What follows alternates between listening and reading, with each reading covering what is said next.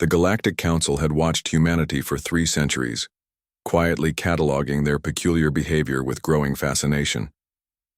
While most species unleashed their full potential upon reaching the stars, humans seemed determined to hold themselves back. Their ships traveled at barely 30% of their maximum capabilities. Their weapons operated on safety protocols that limited their destructive power to a fraction of what their technology could achieve.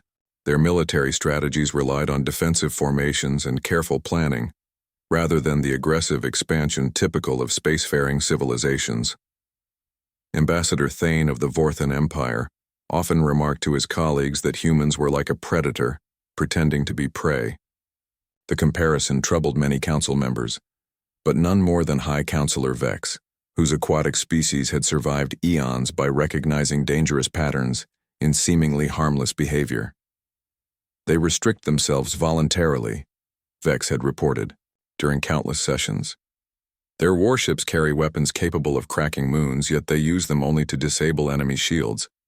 Their industrial capacity could strip mine entire systems, but they establish conservation zones. They could clone armies in weeks, but they limit reproduction to maintain population balance.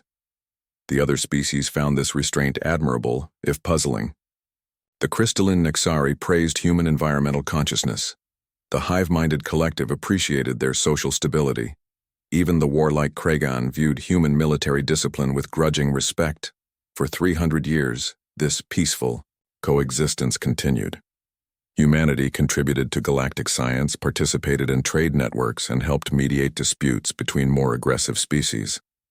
They never sought territorial expansion beyond their original star cluster, never demanded resources beyond their needs, never pushed their technological advantages beyond what seemed necessary for defense. Then the Devourers arrived. The extragalactic swarm appeared without warning, their black ships blotting out stars as they consumed everything in their path. Entire systems vanished in weeks. The Kragan battle fleets, legendary for their ferocity, were swept aside like insects. The Nexari's crystalline fortresses shattered under relentless assault. The collective's billions of minds went silent as their worlds burned. Desperate council. Members fled to the human territories, begging for sanctuary. Captain Rick of the Terran Defense Force met them at the border with a small fleet of 12 ships, their hulls scarred from previous battles. "We'll protect you," Rick assured the refugees, "but you need to understand something about us that we've kept hidden." High Counselor Vex, his aquatic form trembling in his life support suit, pressed for answers. "What do you mean, Captain? What have you hidden?" Rick's weathered face hardened. "The restrictions we've lived under weren't imposed by some external force. We imposed them on ourselves because we learned long ago what happens when humans stop holding back." He activated a holographic display showing Earth's ancient history, images of devastated cities, scarred landscapes, and weapons of unimaginable destruction filled the air. "We nearly destroyed ourselves 12 times before we reached the stars," Rick continued. "Each time, we pulled back from the brink and imposed new limitations. When we met you, we decided to maintain those restrictions to preserve the peace we'd found." The Devourers struck the human border 3 days later, their massive swarm confident in their ability to crush this apparently weak species. They had consumed 47 civilizations without meaningful resistance. Rick's 12 ships met them at the edge of human space. What followed challenged everything the galaxy thought it knew about warfare. The human vessels moved with fluid grace, their true speed finally unleashed. They danced between Devourer formations, striking with surgical precision.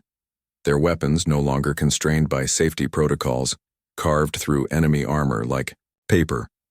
But it wasn't just the technology that shocked the galactic observers. It was the tactical brilliance, the coordination, the ruthless efficiency with which humans dismantled the Devourer advance. Each ship fought as if controlled by a single mind, yet adapted instantly to changing conditions. They used the enemy's momentum against them, turned their numbers into a disadvantage, and exploited weaknesses that other species had never noticed. The battle lasted 18 hours. When it ended, the Devourer swarm was scattered, its survivors fleeing back into the void. Captain Rick's flagship, the Horizon, had lost its port wing and most of its armor, but it remained operational. As rescue ships arrived, Rick opened a channel to the assembled galactic leaders. "The restrictions are off," he announced simply. "We tried peaceful coexistence and it worked for 3 centuries. But some threats require our full attention." Over the following months, human capabilities unfolded like a flower revealing hidden depths. Their ships achieved speeds that bent space-time. Their weapons reached into higher dimensions. Their industrial capacity ramped up to levels that could reshape solar systems. Their tactical innovations revolutionized galactic military doctrine, but perhaps most remarkably, they maintained their essential humanity. They didn't conquer. They didn't exploit. They didn't abandon their principles. They simply removed the artificial limitations they had placed on their potential. High Counselor Vex, now safe in a human-protected system, reflected on the revelation. They were always apex predators, he mused. They just chose to graze peacefully among us. The galaxy had learned something profound about their human neighbors.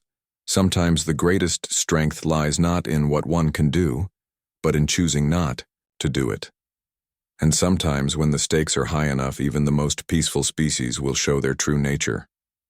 The Devourers never returned. Perhaps they sensed what the galaxy now knew. Humanity had been holding back, and they had no intention of doing so again if truly threatened. The age of restricted humanity was over. The age of human potential had begun.